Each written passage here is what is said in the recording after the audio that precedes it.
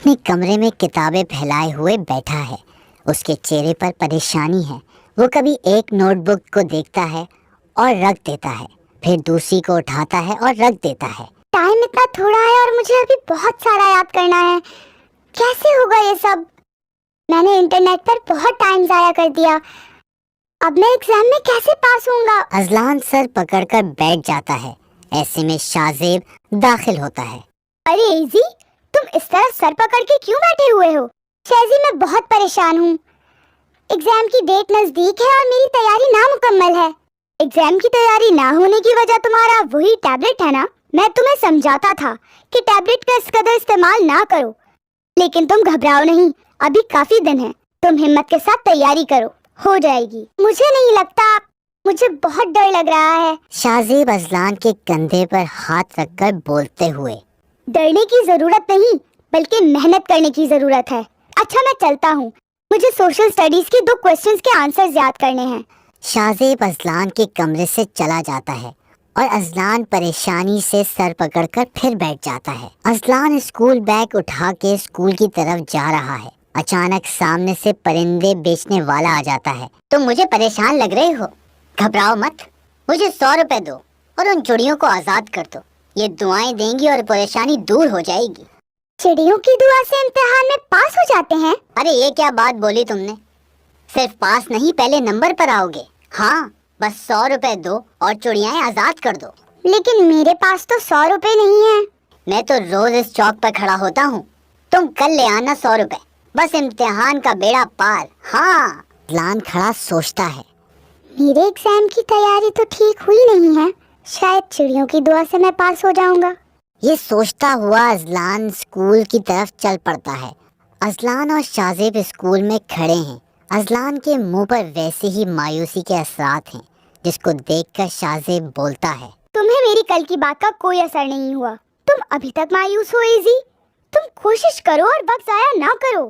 Azlan شاہ زیب کی طرف دیکھتا ہے اور پھر بولتا ہے، شہزی، آج اسکول آتے ہوئے مجھے پرندے والا ملا تھا، وہ کہہ رہا تھا کہ 100 روپے کی چڑیا آزاد کر دو، وہ تمہیں آزاد ہو کر دعا دے گی اور تم پاس ہو جاؤ گے۔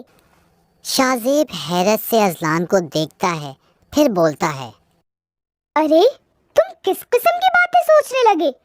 دعا ضرور کرنی چاہیے، مگر محنت بھی ضروری ہے، تم محنت کرو اور اس طرح کی باتیں اپنے دل سے نکال دو۔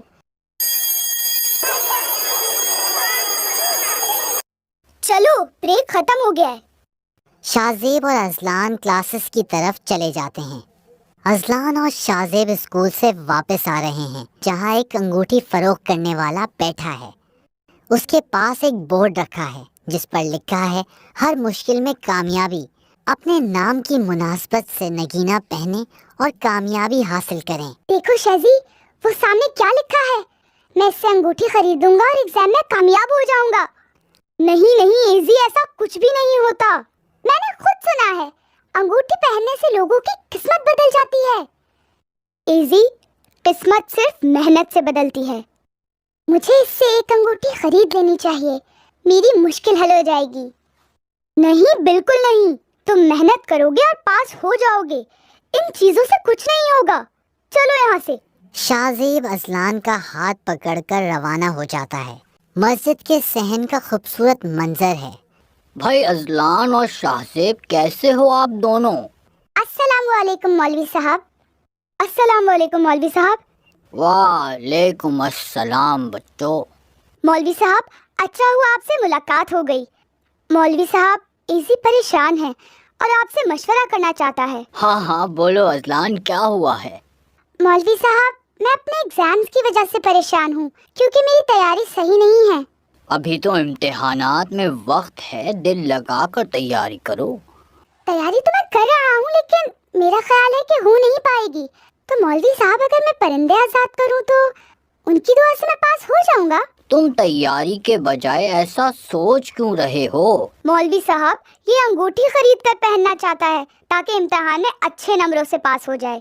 دیکھو بچوں، یہ خیال بالکل غلط ہے کہ پرندوں کو آزاد کرنے سے قسمت بدل جاتی ہے۔ اگر ایسا ہے تو وہ پرندے اس چڑیا بیچنے والے کو بد دعا کیوں نہیں دیتی؟